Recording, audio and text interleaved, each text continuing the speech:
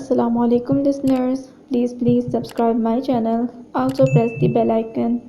आज जो मैं नावल रीड करने जा रही हूँ वो है तेरे इख्तियार का मौसम, जो कि तहरीर है अफशां अफरीदी की। Let's start it. हज़ार बार समझाया है कि मेरी चीज़ों को ना छेड़ा करे कोई, मगर यहाँ तो किसी काम को मना करना ही अजाब है। सबसे ज़्यादा वही किया जाता है। गौरी की गुस्सीली आवाज़ से मेन गेट से दाखिल होते हुए बग़ैर किसी वक्त के सुनाई दे रही थी। ग़ालिबन आज फिर साहिबान की शामद आई थी। साहिबान के मुतवक्का तेवरों का तसव्वुर करते हुए उसके लबों पर मुस्कुराहट दौड़ गई। चलो बेटा, जाने दो, अनपढ़ लड़की है, वो क्या जाने तुम्हारी पढ़ाई की चीज़ों के मुतल्लिक। दादी जान का लाड भरा अंदाज हस्बे साबिक उसका दिमाग सातवें आसमान पर चढ़ा रहा था। इसीलिए कहता हूँ कि साहिबान से मेरे कमरे की सफाई मत कराया करें। गौरी का गुस्सा कम नहीं हो रहा था। खैरियत, फिर गौरी मिसाइल ब्लास्ट है? उसने बैग सामने खड़ी माहीन की तरफ उछालकर मुस्कुराते हुए उससे पूछा, जो पहले ही रंग बिरंगे मुंह बना रही थी। कौन सी नई बात है? गौरी की तो आदत है ज़रा सी बात पर हंगामा खड़ा करने की। माहीन ने जले भुने अंदाज में बैग सोफे पर पटका तो वो मुस्कुराते फ्लोर कुशन पर बैठकर जॉगर्स की तस्मे खोलने लगी। इस बार साहिबान ने क्या कारनामा अंजाम दिया? झुके पूछा। उनकी फ़ाइलों की तरतीब ख़राब कर दी है। ऑफिस से हज़रत ग़ालिबन इसी फ़ाइल की तलाश में आए थे और अब अहम काम छोड़कर साहिबान की तलाश में कसीदे पढ़ने में मसरूफ़ हैं। माहीन ने चबा कर असल सूरत हाल से आगाह किया। मगर साहिबान भी बहुत लापरवाह है, हमेशा गौरी को शिकायत रहती है इससे। वो सादगी से बोली थी। माहीन ने खुशमगी निगाहों से उसे घूरा। गौरी का तो दिमाग ख़राब किया हुआ है दादी जान, और तुमने, वरना ऐसी कोई भी बात नहीं, सारे ही घर का काम करती है। मगर ये गौरी, उसे तो शौक़ है पूरे घर को अपने साथ लगाए रखने का। जब तक 10 लोगों को अपने काम में ना लगा ले, इसे चैन नहीं आता। अब मुलाजमा की जगह मैं, तुम तो इसके 10 बस्ता हाथ जोड़कर खड़े होने से रहे। माहीन का पारा उस वक्त सख्त हाई था। वो खामोशी से उठकर जाने लगी तो अंदर से अरूसा अपिया चली आईं। ये क्या हो रहा है माहीन? तुम इसे समझाओ। कल मेरा पेपर है और इसने आसमान सर पर उठाया है। आखिर ऐसी कौन सी कयामत टूट पड़ी है? किताब सीने से लगाए अरूसा अपिया इस वक्त माहीन से कम खतरनाक नहीं हो रही थी। अस्सलाम वालेकुम अपिया। माहीन की मुशगाफियाँ करने से पहले ही उसने इज्जत में सलाम कर डाला तो रूसा उसकी तरफ मुतवज्जा हो गई। लो, तुम भी आ गई कॉलेज से। फ़ौरन जाकर मिस्टर आतिश फिशां से कहो थोड़ा दम भी ले लिया करें। अब माफ़ कर दें सबको, हद हो गई है, किसी का एहसास ही नहीं इस शख्स को। अरूसा ने इस वक्त पढ़ाई की फ़िक्र की थी। एमए के पेपर्स हो रहे थे आजकल, लिहाजा वो खुद भी बहुत झंझलाई रहती थी। जी अच्छा। उनकी लंबी चौड़ी तकरीर के नतीजे में उसे गौरी के कमरे की तरफ आना ही पड़ा। वो अब तक साहिबान पर बरस रहा था, जो घबराई फ़ाइल तलाश करने में हलकान हो चुकी थी। उसने कमरे में दाखिल होते ही एक तरफ फ़िक्रमंद सी खड़ी दादी जान को सलाम किया और गर्दन घुमाकर साहिबान को बाहर जाने का इशारा किया तो वो यूं भागी जैसे जिंदान से रहाई मिली हो। खैरियत गौरी, क्या गुम हो गया आज? करीब आकर सवाल किया। स्टडी टेबल पर दर्जनों फाइल्स को उल्टा पलटा गौरी उसके जुमले पर भुनाकर मुड़ा। इस घर में आज तक कोई चीज़ जगह पर मिली है जो आज मिलेगी? बेटा, कोई ब्राउन जिल्द की फ़ाइल है। दादी जान ने जल्दी से कहा कि वो कुछ मदद कर सके। कहाँ रखी थी तुमने, कुछ याद है? उसने शेल्फ में ताका झांकी करते उसने सवाल किया, मगर जवाब निदारद था।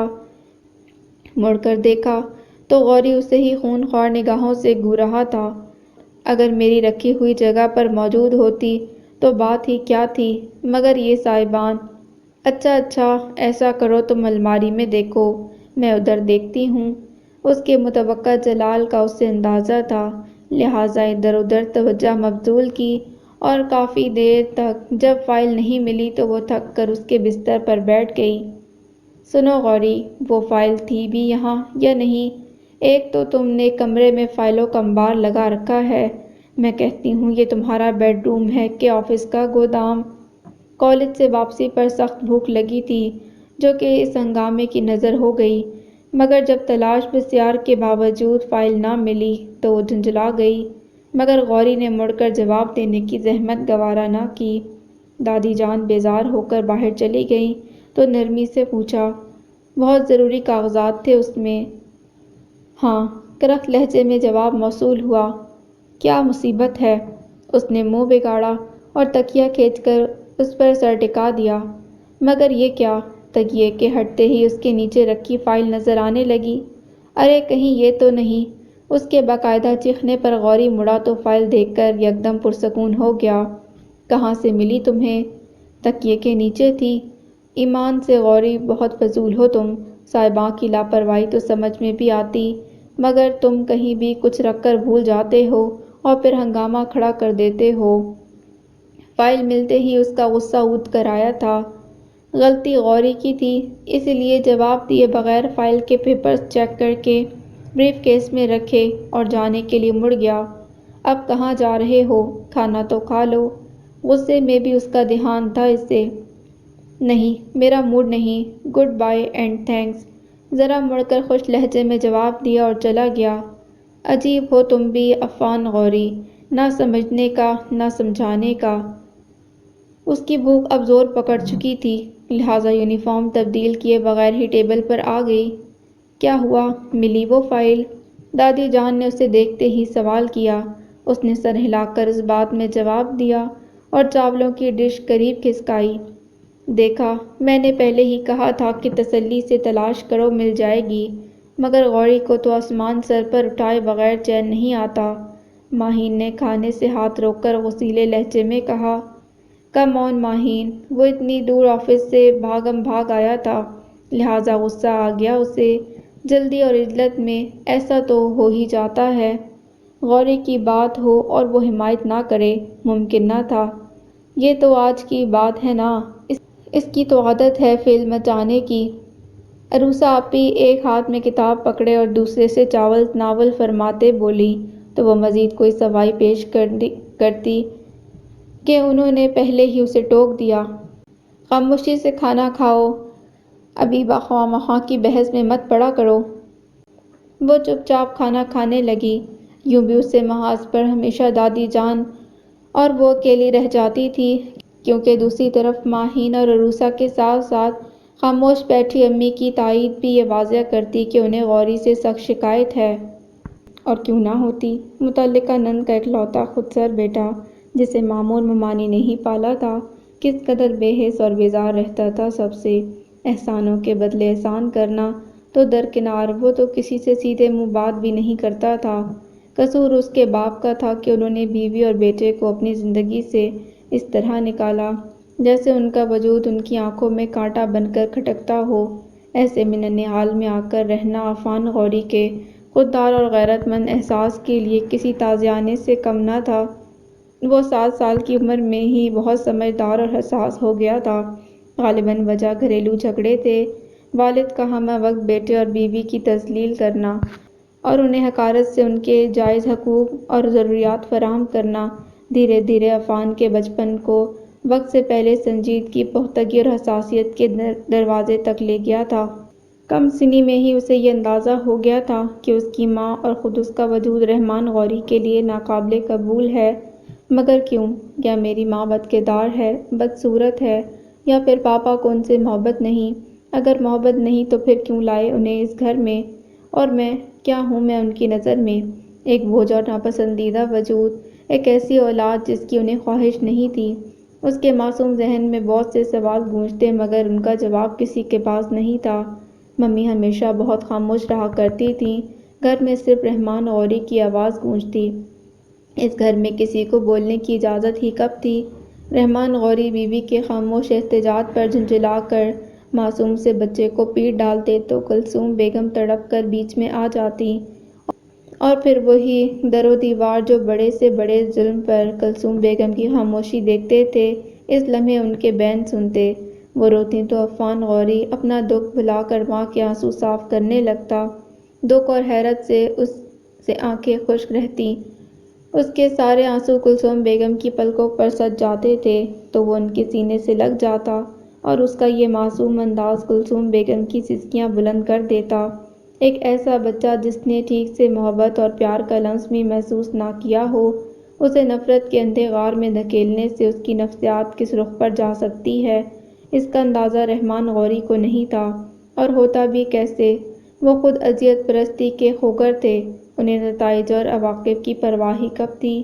شروع کی بات اور تھی، کلثوم بیگم اس کے زخموں پر اپنی ممتا کا مرہم رکھتی تو وہ سب بھلا دیتا، مگر جوں وقت گزرتا گیا، فطری طور پر اس کے اندر انتقام اور غصے کے جذبات ابھرتے چلے گئے، حتیٰ کہ ایک روز اس نے رحمان غوری کے بے وجہ مارنے پر ان کے ہاتھ پر کاٹ لیا۔ بہت بڑا غضب کیا تھا اس نے، ایک سویا ہوا درندہ جگا دیا اس کے اندر، اور پھر وہی ہوا جس کا ڈر تھا۔ رحمان غوری تو یوں پاگل ہوئے، اسے اسپتال پہنچائے بغیر سکون سے نہ بیٹھے۔ کلثوم بیگم ماں تھیں، کس طرح یہ دکھ برداشت کرتیں؟ اپنی ذات تک انہوں نے صرف صبر کیا تھا، بہت ضبط، مگر اب پانی سر سے اونچا ہو گیا تھا۔ رحمان غوری کی 10 سالہ رفاقت نے انہیں یہ بات اچھی طرح سمجھا دی تھی کہ وہ بیمار ذہن کا حامل ایک ایسا انسان ہے جسے اپنی ناتمام حسرتوں اور اپنی ناکامیوں کا بدلہ لینے کے لیے کسی بھی کمزور کی تلاش رہتی ہے۔ لہٰذا یہ وہ وقت تھا جب وہ اپنا معصوم بچہ لے کر ماں اور بھائی کے پاس لوٹ آئیں۔ لاہور سے کراچی تک فاصلہ انہوں نے پل صراط کی طرح عبور کیا تھا۔ گود میں بے ہوش عفان غوری کا سسکتا اور بخار سے سلگتا وجود تھا، اور جسم کے اندر درد سے چور دل۔ ماں اور بھائی کا سامنا ہونے کی دیر تھی، وہ یوں بلک بلک کر روئیں کہ بھابھی کی آنکھوں تک میں آنسو آ گئے۔ عروسہ، ماہین اور چھوٹی عبیبہ نے کتنی حیرت سے انہیں دیکھا، ان کے معصوم ذہن وہاں تک رسائی نہ رکھتے تھے جہاں سے ان کی پھپھو کی آزمائش شروع ہوئی تھی۔ ان کے یہاں آنے کی دیر تھی، پیچھے طلاق نامہ ان کو 10 سالہ رفاقت کے انعام کے طور پر بھیج دیا گیا۔ عفان ان دنوں بہت کمزور تھا، صرف جسمانی زخم ہی نہ تھے بلکہ روحانی اور ذہنی کرب ایسا تھا کہ اسے دنیا کے سب لوگوں سے متنفر کر دیا۔ سوائے اپنی ممی کے نہ وہ کسی سے بات کرتا، نہ ہی کسی کے پاس جاتا، دوستی کا تو سوال ہی پیدا نہ ہوتا تھا۔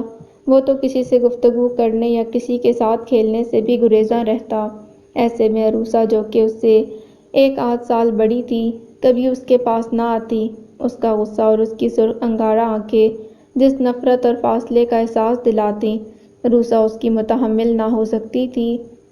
ماہین اور وہ تقریباً ہم عمر تھے، مگر پھر بھی وہ ماہین سے گھلتا ملتا یا بات چیت نہ کرتا، جبکہ ماموں نے اس کے ساتھ ہی اسے اسکول میں داخل کرا دیا تھا۔ اس لحاظ سے ان کی دوستی تو ہو جانی چاہیے تھی، مگر جانے کیوں اس کا دل کہیں نہ لگتا تھا۔ اسکول سے آ کر وہ خاموشی سے ممی کے پاس بیٹھ جاتا، جو نہ جانے کس گہری سوچ میں گم رہتی تھیں۔ اسے دیکھتی تو پیار سے لپٹا لیتی، اور پھر دھیرے دھیرے باتیں کر کے اس کے ذہن کی گرد صاف کرنے کی کوشش کرتی، اسے اکساتی کہ وہ پچھلے دن بھول کر اپنے ساتھ کے بچوں سے دوستی کرے، کھیل کود میں حصہ لے۔ مگر عفان غوری کا آدھا سے زیادہ حافظہ تو رحمان غوری کی ذات سے منسلک ہو کر رہ گیا تھا۔ اس کے بعد بقیہ حصے پر ممی کا حق تھا۔ اس کے پاس تو اپنے لیے بھی کوئی بات نہ تھی، وہ گھنٹوں بھی کلثوم بیگم کے ساتھ بیٹھتا تب بھی کچھ نہ بولتا۔ کبھی کبھی اس کی چپ کلثوم بیگم کو ہلا دیتی تو وہ متوحش ہو کر اسے جھنجھوڑ ڈالتیں۔ میں ٹھیک ہوں ممی، ان کی دہشت اور گھبراہٹ پر وہ بہت آہستگی سے کہتا۔ عبیبہ اس سے تقریباً 5 سال چھوٹی تھی، کبھی کبھی آ کر اسے بلاتی، عفان آؤ میرے ساتھ کھیلو، تو وہ غصے سے پھٹ پڑتا۔ خبردار جو مجھے عفان کہا، میں صرف غوری ہوں، صرف غوری، آئی سمجھ؟ سرخ آنکھوں سے شرارے برساتا وہ اتنی بلند آواز اور مشتعل لہجے میں کہتا کہ سب حیران رہ جاتے۔ ممی اسے افی ہی کہتی تھیں، لہٰذا عفان سنتے ہی اسے رحمان صاحب یاد آ جاتے تو وہ چیخ پڑتا، حتیٰ کہ بڑے سے بڑا اور چھوٹے سے چھوٹا شخص اس کی ضد سے واقف ہوتا چلا گیا، لہٰذا دھیرے دھیرے سبھی اسے غوری پکارنے لگے۔ یوں بھی جس روز سے اسے پتہ چلا تھا کہ عفان نام بھی اس کے پاپا نے رکھا تھا، اسے اس نام سے اور بھی نفرت ہونے لگی۔ عروسہ اور ماہین تو پہلے ہی اس کے ترش اور کرخت رویے کے باعث پیچھے ہٹ گئی تھیں، بلکہ حد درجہ نالا بھی رہتی، مگر ابیبہ کو ان ساری باتوں سے سروکار نہ تھا۔ وہ غوری کو اپنا دوست بنانے کی پوری کوشش کرتی، مگر ادھر بھی مونگے کی چٹان تھی، ذرا جو سرکتی ہو۔ پھر جیسے جیسے وقت گزرتا تھا، اسی کھینچاتانی میں وہ سب بچپن چھوڑ کر لڑکپن اور لڑکپن چھوڑ کر جوانی کی حدود میں قدم رکھتے چلے گئے۔ آہستہ آہستہ ابیبہ کو غوری کے ماضی کے تمام حالات سے واقفیت حاصل ہو گئی، اور اس کا احساس غوری کی ہمدردی میں مزید ڈوبتا چلا گیا، جبکہ دوسری طرف وہی حال تھا، یعنی تو کون میں کون۔ جبکہ ابیبہ بیگم اسے اپنا دوست مانے ہوئے تھی، بلکہ وہ حقیقتاً حق دوستی نبھانا جانتی تھی، گھر والوں سے اس کے لیے لڑتی اور اس کی ضرورتوں کا خیال رکھتی۔ یہی وجہ تھی کہ دادی جان کلثوم بیگم کے انتقال کے بعد جہاں بہت ملول ہوتی، وہیں ابیبہ کو دیکھ کر انہیں بے طرح سکون ہوتا۔ غوری کے مستقبل کی طرف سے ان کی فکر آدھی رہ جاتی تھی کہ دیکھ بھال اور پرواہ کرنے والی ابیبہ ان کی امیدوں کا چراغ تھی، جو اپنی ذات کے خلوص سے روشن تھی اور خوب روشن تھی۔ عروسہ آپی کے امتحان ختم ہوئے تھے اور وہ لمبی تان کر یوں سو رہی تھی جیسے پچھلے کئی مہینوں سے اس نے راتیں جاگ جاگ کر تیاری کی ہو۔ اس شام بھی چادر سر تک تانے بقول ماہین خیمہ بنائے بے سود سو رہی تھی کہ ماہین نے آ کر اس کی چادر کھینچ لی۔ اف ماہین، سونے دو بھئی، اس نے کربٹ بدل لی۔ اٹھ جاؤ ابیبہ کی بچی، عصر کا وقت ہو رہا ہے، نماز قضا ہو جائے گی۔ چلو اٹھو، ویسے بھی حنظلہ آیا ہوا ہے، پوچھ رہا ہے تمہیں۔ ماہین نے اطمینان سے چادر طے کر کے پنکھا آف کرتے ہوئے کہا، تو وہ جو دوبارہ سونے کی کوشش کر رہی تھی، حنظلہ کی آمد کا سن کر اٹھ بیٹھی۔ سچ، حنظلہ آ گیا؟ وہ اچھل کر اٹھ گئی۔ ہاں، اور ساتھ ہی عروسہ کے لیے کسی کا پروپوزل بھی لایا ہے، چل کر مل لو اس سے۔ تمہاری لسٹ لہرا لہرا کر سارا سامان گنوا دیا ہے اس نے دادی جان کو۔ ماہین نے مسکراتے ہوئے کئی خبریں ایک ساتھ دے ڈالیں تو وہ ننگے پاؤں ہی واش روم کی طرف دوڑ گئی۔ اف، کتنا کمینہ ہے یہ حنظلہ بھی! میں نے کتنی سخت تاکید کی تھی کہ دادی جان کو میری فرمائشی لسٹ کے بارے میں کچھ مت بتانا، مگر یہ بھی جما لو۔ وہ دانت کچکچاتے منہ پر چپاکے مار کر لاؤنج میں چلی آئی، جہاں حنظلہ نمک مرچ لگا کر اپنے کسی دوست کی تعریف کرنے میں رطب اللسان تھا۔ ہیلو حنظلہ، کیسے ہو؟ بظاہر لہجے میں شیرنی سمو کر گھورتی نظروں سے اسے دیکھتے ہوئے پوچھا۔ وعلیکم السلام۔ ہیلو، کیسی ہو بیا؟ وہ خوشگوار لہجے میں بولا، مگر جب کوئی جواب نہ ملا تو اس کی طرف بغور دیکھا جو غصیری نظروں سے اسے ہی گھور رہی تھی۔ اوہ، قسم لے لو بیا، جو میں نے کچھ بتایا ہو تو یہ دادی جان نے ہی تو پوچھا تھا کہ اتنا بڑا شولڈر بیگ کس کے سامان سے بھر کر لائے ہو۔ اب اخلاقاً اور مذہباً میرا یہی فرض بنتا تھا کہ انہیں چیک کروا دوں، مبادا سب لوگ سمجھیں اس میں بم ہے۔ وہ بڑی معصومیت کا مظاہرہ کرتے ہوئے بولا تو وہ قہر بھری نظروں سے اسے دیکھ کر رہ گئی، جبکہ دادی جان سٹارٹ لے چکی تھیں۔ 10 بار منع کیا ہے اس لڑکی کو، مگر اس کی فرمائشیں ہی ختم نہیں ہوتیں۔ اب بچہ پردیس کمانے جاتا ہے کہ لٹانے؟ دادی جان کو ہزاروں روپے یوں ہی تحفے تحائف میں برباد کرنے کا بڑا کلک ہوتا تھا۔ چلیں چھوڑیں دادی، یہ کزن ہے، دوست ہے میری، گھر میں تو سوائے پاپا اور ماما کے کوئی ہے نہیں۔ آپ ہی خود کینیڈا میں ہیں، ماما اور پاپا دونوں ہی کو کسی چیز کی ضرورت نہیں ہوتی۔ اب اگر ایسے میں بیا کو بھی کوئی فرمائش نہ کرے تو پردیس سے واپسی پر بندہ خاصا بے مزہ ہو جاتا ہے۔ دادی جان سے سلواتے سنوانے کے بعد وہ جھٹ اس کی حمایت پر اتر آیا تھا، جسے نظر انداز کر کے وہ ایک ایک چیز دیکھنے لگی۔ ہاں، یہ سب تو ٹھیک ہے، چاکلیٹس وغیرہ سب موجود ہیں، البتہ اس بار تم میرے لیے پائن ایپل جوس کے پیکٹس نہیں لائے ہو۔ اس نے بیگ چیک کرنے کے بعد سر اٹھا کر کہا تو وہ مسکرا دیا۔ گھر میں بھول آیا ہوں، ماما نے فریج میں رکھ دیے تھے۔ اچھا، اور وہ جو میں نے غوری کی برتھ ڈے کا گفٹ منگایا تھا وہ کہاں ہے؟ اس نے سامان الٹ پلٹ کر دیکھا۔ یہ رہا۔ براؤن کلر کا پیکٹ اسے تھمایا۔ پیور وول ہے نا؟ تمہیں تو معلوم ہے غوری سنتھیٹک بالکل استعمال نہیں کرتا۔ پیکٹ کھولتے اس کا بولنا جاری تھا۔ حنزلہ نے جواب دینا ضروری نہیں سمجھا۔ اس کی بتائی ہوئی ہر چیز حسب فرمائش اور حسب پسند موجود تھی۔ زبردست، بہت خوبصورت ہے نا دادی جان؟ براؤن کلر کا پلوور بلیک کنٹراسٹ کے ساتھ بہت خوبصورت لگ رہا تھا۔ دادی جان مسکرا دیں۔ ہاں بہت خوبصورت ہے، غوری پر جچے گا بھی بہت، وہ پلوور پر ہاتھ پھیرتے ہوئے بولی تو حنزلہ نے بے ساختہ اس کے چہرے کی طرف دیکھا۔ وہاں محض سادگی اور اپنائیت تھی۔ دل کو کچھ سکون ہوا۔ اسی اثناء میں عروسہ، ماہین اور امی بھی لاؤنج میں چلی آئیں۔ ساتھ میں صاحبہ چائے لے کر آ رہی تھی۔ حنزلہ سب کے لیے ہی کچھ نہ کچھ لایا تھا۔ امی اور عروسہ کو بھی تحائف دیے تو وہ جل کر رہ گئیں۔ تم میرے لیے تو کچھ نہیں لائے اور سب کو تحفے دیے ہیں۔ لو بھلا یہ اتنا کچھ علم غلم کیا اہل محلہ کے لیے آیا ہے؟ عروسہ باجی نے حیرت سے اس کے فرمائشی سامان کو دیکھا۔ یہ تو میں نے منگوایا تھا، اور پھر حنزلہ کو معلوم ہے مجھے تو ہر بار ہی یہ سب چاہیے ہوتا ہے، مگر اس نے اپنی طرف سے تو کچھ نہیں لا کر دیا۔ وہ بضد بھی تھی اور خفا بھی۔ تمہیں اپنی فکر ہوتی تو میں لاتا بھی۔ غوری کو یہ چاہیے، امی کو یہ ضرورت ہے، اپیا کو فلاں چیز اچھی لگتی ہے اور دادی جان کو فلاں۔ اب میں تمہارے لیے بھلا کیا لاتا؟ بلکہ اس سامان کا خرچہ بھی لینا ہے تم سے۔ حنزلہ بھی اپنے نام کا ایک تھا۔ دو بدو جواب دے کر چائے کا مگ تھام لیا۔ منہ دھو رکھو۔ وہ سامان سمیٹ کر اندر چل دی تو اس نے کشن کے نیچے سے شاپر نکال کر ماہین کی طرف بڑھایا کہ اسے بعد میں دے دے۔ رات کا کھانا اس کے ذمے تھا، لہٰذا وہ کچن میں آ گئی تھی۔ حنزلہ سے غصے کا اظہار بھی کرنا مقصود تھا۔ وہ وہیں چلا آیا۔ خیریت؟ خفا ہو گئیں؟ نرمی سے سوال ہوا۔ بھوکی نہیں ہوں تمہارے گفٹ کی، کھٹ سے جواب ملا۔ اچھا بابا اب نخرے ختم کرو، یہ دیکھو میں تمہارے لیے سب سے خوبصورت کوٹ لایا ہوں۔ بلیک پر گرے کلر کی نازک موتیوں کا کام بنا ہوا تھا۔ اس نے مڑ کر دیکھا اور پھر قہقہ لگا کر ہنس پڑی۔ ابھی سردیاں شروع بھی نہیں ہوئیں اور تم کوٹ اٹھا لائے ہو؟ غوری کی برتھ ڈے سے ٹھیک 20 دن بعد تمہاری سالگرہ بھی آتی ہے، میں خاص اسی لیے لایا ہوں۔ اس روز تم مجھے کراؤن میں ٹریٹ دو گی نا تو یہی پہن کر چلنا۔ وہ مزے سے پروگرام بناتے بولا تو وہ چیخ ہی پڑی۔ کیا میں اور تمہیں ٹریٹ دوں گی؟ منہ دھو رکھو۔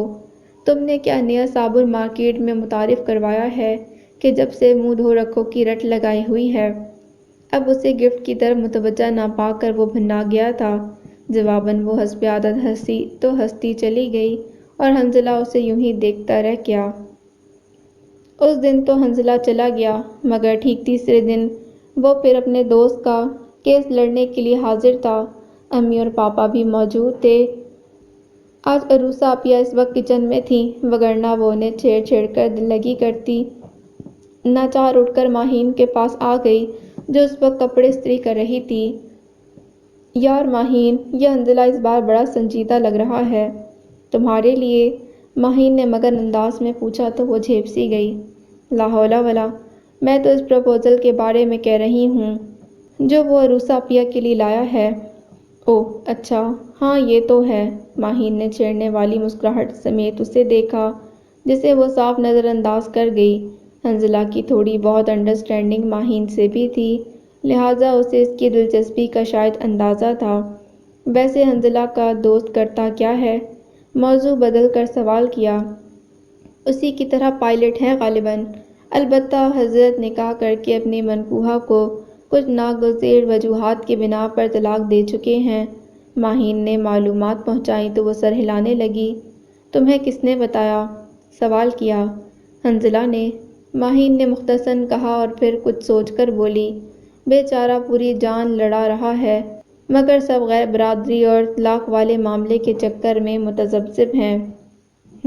اس نے محض اتنا ہی کہا۔ ویسے حنزلہ کتنا اچھا ہے نا، اسے کتنی فکر ہے ہماری۔ صرف ہماری نہیں، اسے اپنی بھی فکر ہے۔ ماہین نے شوخی سے اس کی طرف اشارہ کیا تو وہ سمجھ کر بے ساختہ ہنس پڑی۔ شرم کرو، لڑکیاں ایسی باتوں پر شرماتی ہیں، ماہین نے لتاڑا۔ یہ پرانا فیشن تھا، اور ویسے بھی اپنوں سے کیا شرم۔ وہ اپنے مخصوص سٹائل میں آنکھیں میچ کر مسکرائی تو ماہین کو بھی ہنسی آ گئی۔ ہیلو ہیلو لیڈیز، کس بات پر ہنسا جا رہا ہے؟ حنظلہ اسی دم وہاں چلا آیا تھا۔ تمہاری شکل یاد کر کے ہنسی آ گئی تھی ہمیں، ماہین سے پہلے وہ بول پڑی۔ چلو ہنسی ہی آئی، تمہاری شکل یاد کر کے تو رونا آ جاتا ہے اچھے بھلے آدمی کو، وہ مسکراتے ہوئے اطمینان سے بولا۔ تو تمہیں کس نے کہا ہے کہ مجھے یاد کیا کرو؟ اگر اپنے گناہوں پر نظر ثانی کر لو تو بآسانی رونا آ سکتا ہے تمہیں، سمجھے؟ وہ تو مرنے مارنے پر تل جاتی تھی۔ اچھا خیر یہ بتاؤ کہ عین غین کہاں ہے آج کل؟ بہت کم نظر آتا ہے۔ ادھر ادھر نظر دوڑائی۔ کون عین غین؟ ماہین بے ساختہ چونکی تھی، جبکہ عبیبہ نے انتہائی غصے سے اسے گھورا۔ حنظلہ یوں ہی ہنس پڑا اور پھر ماہین کے سوالیہ چہرے کو دیکھ کر سر کھجاتے ہوئے بولا، بھئی وہی ہمارے کزن عفان غوری، عین سے عفان غین سے غوری، عین غین شارٹ نیم۔ وہ دل جلانے والے انداز میں مسکرا رہا تھا۔ حنظلہ، میں نے 1000 بار منع کیا ہے تمہیں، عبیبہ غراتے ہوئے بولی۔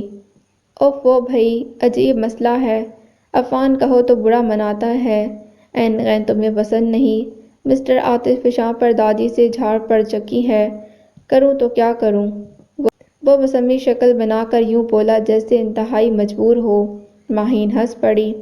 تو غوری کہتے جان جاتی ہے تمہاری؟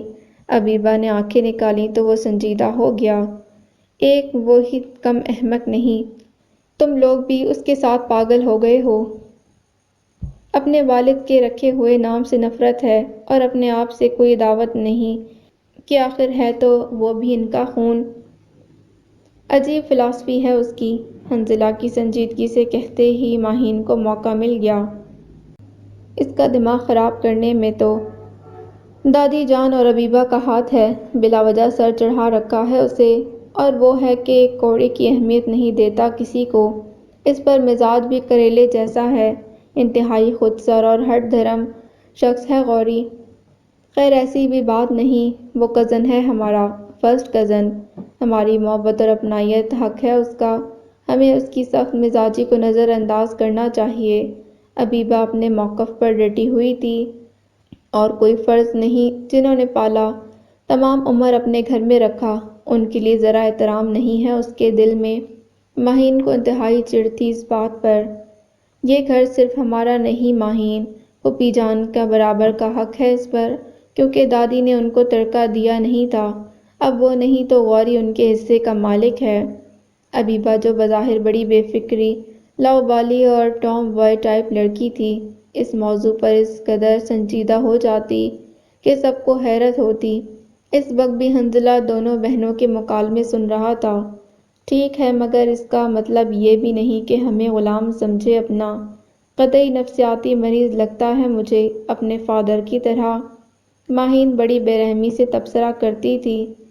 پلیز ماہین، اسے اس کی شخصیت کو رگیدہ مت کرو، تم جانتی ہو وہ جن حالات سے گزرا ہے، وہ کتنے سنگین اور شفاف تھے، ایسے میں انسان تلخ ہو ہی جاتا ہے، حالات کی کڑواہٹ مزاج میں ڈھل جاتی ہے۔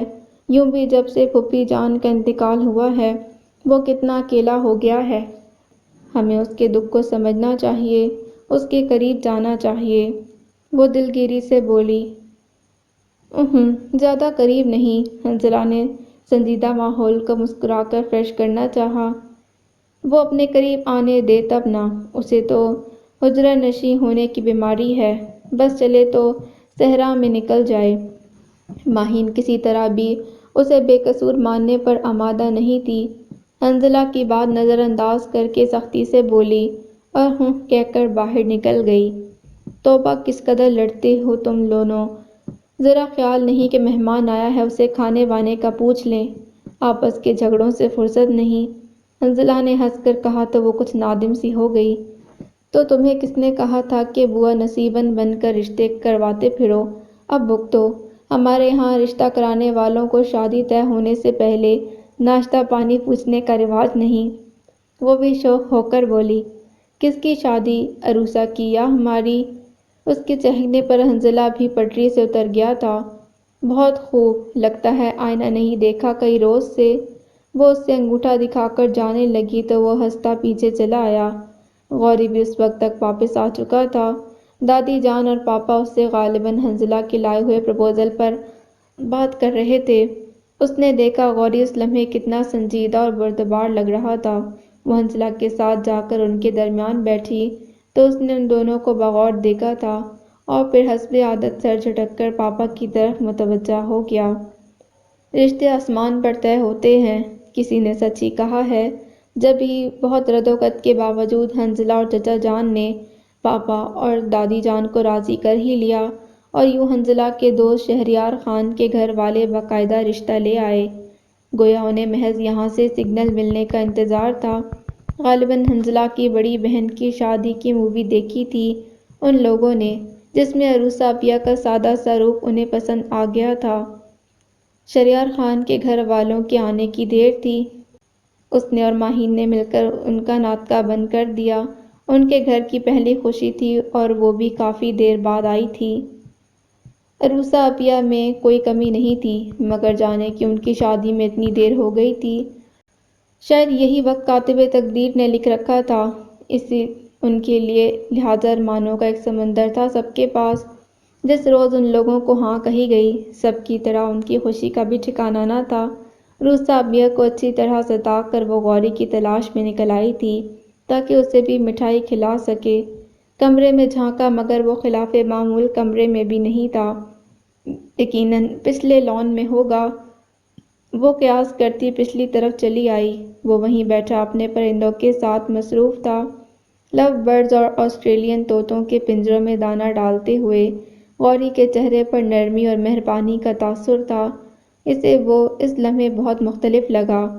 مبارک ہو! یکدم اس کے عقب میں آ کر وہ چلائی تھی۔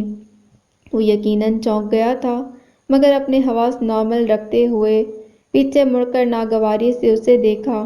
ماتھے پر بل پڑے ہوئے تھے اور لہجے میں سختی تھی۔ یہ کیا واہیات انداز ہے، تمیز سیکھو ذرا۔ سیکھ لوں گی پھر کسی دن، فی الحال ٹائم نہیں، تم یہ مٹھائی کھاؤ۔ وہ اس کے غصے کو خاطر میں نہ لاتے ہوئے اطمینان سے بولی اور پلیٹ آگے بڑھائی تو غوری کی خشمگین نگاہیں شرارے برسانے لگیں۔ کھاؤ نا، تمہیں پتہ ہے عروسہ اپیہ کی بات طے ہو گئی ہے۔ اسی خوشی میں پاپا نے منگوائی ہے مٹھائی۔ ہم سب خوش ہو رہے ہیں، اپیہ کو چیڑ رہے ہیں، اور تم یہاں بیٹھے ہو۔ چلو نا اندر۔ حسب معمول اور حسب عادت اس کے تیور نظر انداز کیے وہ اپنے مطلب کی ہانکے جا رہی تھی۔ مجھے ڈسٹرب مت کرو حبیبہ، جاؤ یہاں سے۔ چٹکی سے تھوڑا سا مٹھائی کا ٹکڑا توڑ کر منہ میں ڈالتے وہ بیزاری سے گویا ہوا، لگتا ہے تمہیں خوشی نہیں ہوئی جب ہی۔ وہ اسے بغور دیکھتے ہوئے تبصرہ کرنے کی غرض سے بول رہی تھی کہ وہ تلملا کر اٹھ کھڑا ہوا۔ اس کی بات ادھوری رہ گئی۔ مجھے فضول باتیں سننے کی عادت نہیں، گیٹ لاسٹ فرام ہیئر۔ انتہائی غصے میں حبیبہ کو اس نے ڈپٹ دیا۔ میں تو نہیں جا رہی فی الحال، تمہیں جانا ہے تو بے شک چلے جاؤ۔ غوری بامشکل غصہ ضبط کرتے ہوئے مڑ کر اپنی سابقہ مصروفیت میں گم ہو گیا تو وہ اس کے اس طرح نظر انداز کرنے پر مسکرا کر سامنے چلی آئی۔ کتنے پیارے پرندے ہیں یہ، تم انہیں آزاد کیوں نہیں کر دیتے غوری؟ جانے اسے زج کرنا مقصود تھا یا محض برسبیل تذکرہ کرتی بولی تھی۔ غوری نے جواب دینے کی ضرورت محسوس نہیں کی، البتہ اس کی آنکھوں سے غضبناکی متحرشہ تھی۔ میرا بس چلے تو پرندوں کی خرید و فروخت پر پابندی کا قانون نافذ کر دوں۔ وہ پھر گویا ہوئی۔ اس ملک میں ابھی تک انسانوں کی خرید و فروخت ختم نہیں ہوئی، پرندوں کا تو رونا ہی کیا۔ بہتر ہے کہ تم اپنا خون نہ جلاؤ۔ عجیب سلگتا ہوا لہجہ تھا۔ غوری اپنی بات مکمل کر کے چلا گیا، مگر وہ کتنی ہی دیر اس کے لفظوں اور لہجے پر غور کرتی، ایک عجیب سی احساساتی کیفیت کو دل پر اترتا محسوس کرتی رہی، اور جب تھک گئی تو پرندوں کو الوداعی نظروں سے دیکھتی اندر چلی آئی۔ کتنا چاہا ہے میں نے کہ کسی کو اپنے نزدیک نہ آنے دوں، خود کو رشتوں کی ڈور اور محبت کی زنجیروں سے آزاد رکھوں۔ کیا دیتی ہے یہ محبت؟ محض دکھ، نارسائی، اذیت اور شرمندگی، یا پھر جدائی، اور یہ جدائی بھی کتنی جاں گسل اور جاں لیوا ہوتی ہے، جیسے ممی کی جدائی۔ اور ہاں، جدائی تو شخص کی بھی بڑی اذیت کا سامان رکھتی ہے، جس کی اولاد ہونے کی پاداش میں آج تک میرا سر جھکا ہوا ہے۔ پچھلے لان کی طرف کھلنے والے دریچے سے لگے سگریٹ کے جلتے ہوئے سرے کو تکتے غوری کی سوچ کر رواں رواں سلگ رہا تھا۔ باہر کی فضا کی طرح دل کا موسم بھیگا بھیگا ہو رہا تھا۔ مگر یہ لڑکی عبیبہ کیوں میرے نزدیک آنے کی کوشش کرتی ہے؟ کیوں نہیں سمجھتی کہ ہر انسان چاہنے اور چاہے جانے کے لائق نہیں ہوتا؟ اپنی سادگی، اپنائیت اور محبت میں وہ سب کچھ بھلا کر میری طرف بڑھتی ہے، اور ہر بار اسے جھٹکنا کبھی کبھی کتنا مشکل ہو جاتا ہے۔ میں خود سے نادم ہو جاتا ہوں۔ مگر وہ، اس نے گہری سانس فضا کے حوالے کرتے ہوئے سگریٹ باہر اچھال دیا۔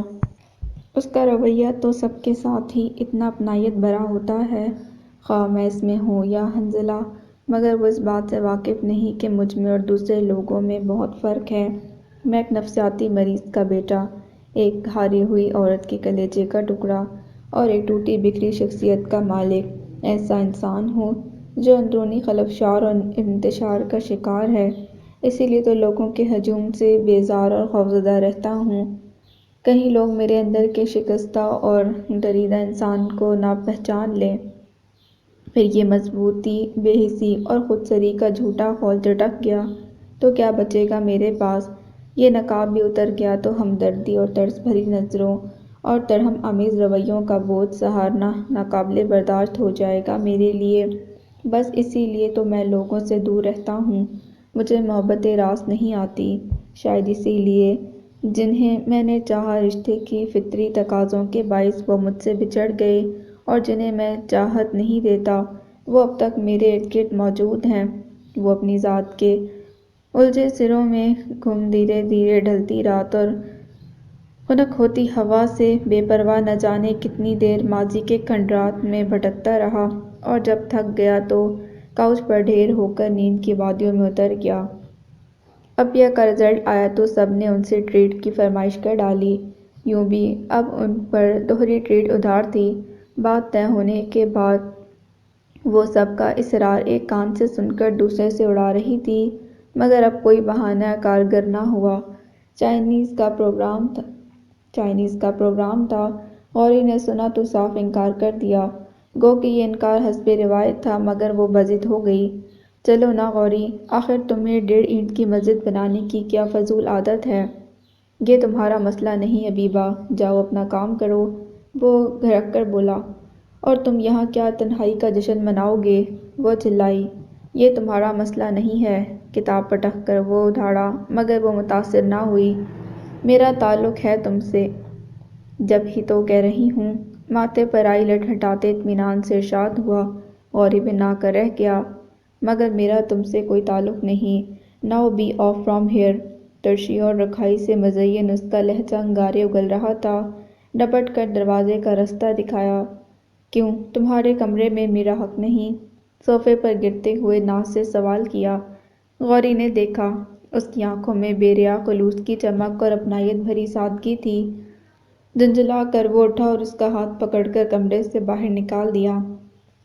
دروازہ لاک کر کے کرسی پر آ بیٹھا۔ باہر سے وہ چیخ چیخ کر جانے کیا کہہ رہی تھی۔ اس نے اپنا سر دونوں ہاتھوں میں تھام لیا۔ وہ لاؤنج میں منہ لٹکائے واپس آئی تو حنظلہ نے اشارے سے پوچھا، کیا رہا؟ ہونا کیا تھا؟ حسبِ معمول عبیبہ بیگم بسپا ہو کر واپس آ گئی ہیں۔ عروسہ اپیہ پرس میں پیسے رکھتے ہوئے مسکرا رہی تھی۔ وہ خفیف ہو گئی۔ اس جیسے فضول اور ڈھیٹ انسان سے تو توقع بھی کیا کی جا سکتی ہے؟ ماہین چیخی۔ اور تمہیں کیا ضرورت تھی اس کے منہ لگنے کی؟ جانتی نہیں ہو کہ کتنا خود سر ہے وہ؟ امی نے بھی گھرکا تو وہ منہ بسور کر بولی، نہیں امی، قصور میرا ہے، میں نے اسے غصہ دلا دیا تھا۔ وہ سارا الزام اپنے سر رکھ گئی۔ چلو بیٹا، کوئی بات نہیں، میں اسے بلا لاتی ہوں، چلا جائے گا تمہارے ساتھ۔ دادی جان بہو کے تیور دیکھ کر بولیں۔ نہیں دادی جان، اب رہنے دیں، اس وقت غوری کو جلا لایا ہوا ہے، اس کے ساتھ پھر کبھی کوئی پروگرام رکھ لیں گے، فی الحال چلتے ہیں۔ حنظلہ سنجیدگی سے کہتا اٹھ کھڑا ہوا تو وہ سب چپ رہ گئے۔ ماہین اور عروسہ آگے بڑھ کر باہر نکل گئیں تو امی کے کچن میں جاتے ہی دادی جان اس کے پاس چلی آئیں، جو ڈھیلے ڈھالے قدم اٹھاتی باہر جا رہی تھی۔ بیٹا، دل میلا نہیں کرنا، تمہیں تو معلوم ہے وہ دل کا برا نہیں، بس ذرا تندخو ہے۔ تم پیار سے بات کرو گی تو آہستہ آہستہ سمجھ جائے گا۔ اس کے سر پر ہاتھ پھیرتے وہ کہہ رہی تھی، خاک سمجھے گا دادی جان، 15-16 سال سے تو 1 انچ نہیں سرکی ہے اس کی، آگے ضرور مان لینی ہے میری بات۔ وہ منہ پھلا کر بولی۔ دادی جان اس کے اس طرح کہنے پر شفقت سے مسکرا دیں، دلار سے شانہ ٹھپکا۔ اسے رخصت کر کے وہ دل ہی دل میں غوری اور حبیبہ کے متعلق سوچتی اپنے کمرے کی جانب بڑھ گئیں، اور کئی گھنٹوں کی عمیق سوچوں کا نتیجہ یہ تھا کہ انہوں نے دل میں مصمم ارادہ کر لیا کہ اس سلسلے میں بہو اور بیٹے سے عروسہ کی شادی کے بعد اطمینان سے بات کریں گی۔ دوسری طرف ماہین نے رازداری سے شہریار خان کو بھی بلوا لیا، لہٰذا عروسہ پیا انہیں ڈانٹ رہی تھیں، جبکہ ان سب نے اس سچویشن سے خوب حظ اٹھایا تھا۔ اس دن شدید بوریت ہو رہی تھی اسے، شہر کے حالات خاصے کشیدہ تھے۔ اسٹرائیک کی وجہ سے اسکول کالج تو بند تھے، تاہم بقیہ کاروبار زندگی یوں ہی جاری تھا۔ غوری کا آفس چونکہ حساس علاقے میں تھا، اس لیے وہ بھی بند تھا۔ دوسرے دادی جان کی تاکید کے باعث وہ گھر سے نکل بھی نہیں سکتا تھا، انہیں دست وہم ستاتے تھے۔ دوپہر میں سبھی سونے کے عادی تھے، غوری بوریت سے بوکھلا کر باہر نکلا تھا۔ اطراف میں پھیلی خاموشی سے اندازہ ہوا کہ سب سو رہے ہیں، تو یوں ہی بائیک پر ایک چکر لگانے کے خیال سے گیٹ کی طرف جانے لگا تھا کہ پیچھے سے وہ ناگہانی بلا کی طرح نمودار ہوئی تھی۔ تحکم بھرا لہجہ اور حسب عادت بے تکلفی۔ غوری بھننا کر کوفت سے پلٹا۔ تم کون ہوتی ہو حکم چلانے والی؟ میرا جہاں دل چاہے گا جاؤں گا، اپنے کام سے کام رکھا کرو، چڑھ کر کہتے ہوئے آخری فقرہ انتہائی غضبناکی سے ادا کیا۔ تمہاری پرواہ کرنا بھی میرا کام ہے، شاید تم بھول رہے ہو، اس نے لاپرواہی سے کہا۔ شٹ اپ، وہ تل ملایا۔ جتنا اسے فاصلے پر رکھنا چاہتا تھا وہ اتنا ہی سر چڑھے جا رہی تھی۔ بہت گھسے پٹے الفاظ ہیں یہ انگریزی کے، تم کچھ اور بولنا کیوں نہیں سیکھ لیتے غوری؟ بالوں کو جوڑے کی شکل دیتے وہ اتنی رسانیت سے بولی جیسے بڑے پرسکون ماحول میں بات ہو رہی ہو۔ جہنم میں جاؤ، وہ منہ ہی منہ میں بڑبڑاتا۔ ایڑیوں پر گھوم کر باہر نکلا تو وہ پیچھے پیچھے چلی آئی۔ مت جاؤ غوری، دیکھو تم چلے گئے تو سب بہت پریشان ہوں گے، اب وہ عاجزی سے کہہ رہی تھی۔ غوری نے پلٹنا گوارا نہ کیا۔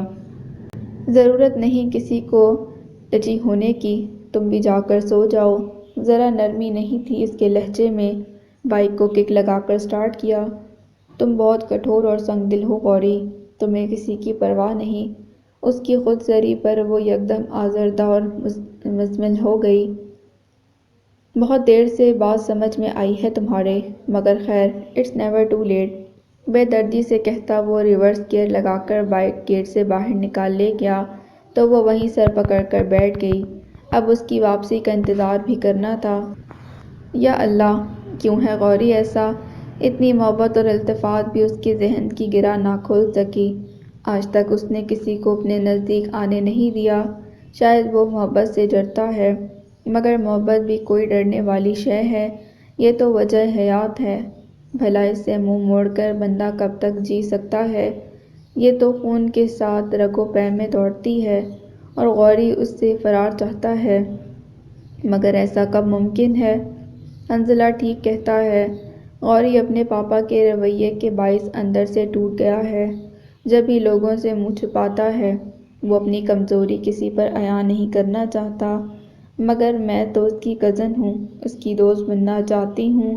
وہ افسردگی سے سوچ رہی تھی، مگر آہستہ آہستہ اس کا دھیان حنظلہ کی جانب چلا گیا، اور یکدم اسے فون کرنے کا خیال اس کی ساری بوریت اور کسل مندی دور کر گیا۔ مگر اس سے پہلے کہ وہ اٹھتی، غوری کی بائیک کی آواز پھر سنائی دی، حالانکہ اسے گئے 10-15 منٹ ہی ہوئے تھے۔ اوہ، تو وہ لوٹ آیا، وہ خوشی سے کھل اٹھی۔ غوری اندر داخل ہو رہا تھا۔ میری گھڑی گھر پر رہ گئی ہے، اس کے خوش ہونے پر وہ جیسے ترشی سے کہتے صفائی دے رہا تھا، وضاحت کر رہا تھا۔ وہ یوں ہی ادھر ادھر دیکھتے مسکرا دی اور اس کے پیچھے چلی آئی۔ انہی دنوں عروسہ پیا کی شادی کی تاریخ طے ہو گئی۔ گھر کی پہلی خوشی تھی، لہٰذا جوش و خروش دیکھنے والا تھا۔ دادی جان کی 3 اولادوں میں بیٹی اکلوتی یعنی کلثوم بیگم اور ان کا بھی ایک ہی بیٹا تھا عفان غوری، جبکہ پاپا کی تینوں بیٹیاں تھیں اور چچا جان کی ایک بیٹی نائمہ اور دوسرا بیٹا حنظلہ تھا۔ غوری اپنی تنہائی پسندی اور سخت مزاجی کے باعث بہت کم ان کے ساتھ شریک ہوتا تھا، البتہ حنظلہ نے حسب روایت خوب رونق بھی لگائی تھی اور کام بھی انجام دیے، البتہ شاپنگ پر لے جانے کا وہ بھی چور تھا، لہٰذا ایک روز پاپا کے کہنے پر غوری بادلِ ناخواستہ تابع داری کا ثبوت دیتے انہیں اپنے ساتھ لے گیا۔ شاپنگ تو خیر جیسے کیسے اس کی جھڑکیوں کے باعث جلد از جلد مکمل کر لی گئی، البتہ واپسی پر سگنل ڈاؤن ہونے پر کار رکی تو گجرے والے نے غوری کے ساتھ فرنٹ سیٹ پر بیٹھی ماہین کو دیکھ کر جب بصد اصرار گجرے بیچتے دونوں کی جوڑی سلامت رکھنے کی دعا دی تو جہاں ماہین اور غوری کا غصہ آسمان سے باتیں کرنے لگا، وہیں عروسہ عفیہ اور اس کی ہنسی کسی طور نہ رک رہی تھی، لہٰذا گھر واپس آنے پر غوری نے صاف انکار کر دیا کہ آئندہ وہ کسی کو لے کر نہیں جائے گا۔ دوسری طرف ماہین بھی حبیبہ کی فضول گوئی پر چراغ پا ہوتی رہی اور عروسہ عفیہ دادی جان اور امی کو اپنی شاپنگ دکھاتے دھیرے دھیرے مسکراتی رہیں۔ نتیجتاً پاپا خود ہی انہیں ساتھ لے جانے لگے۔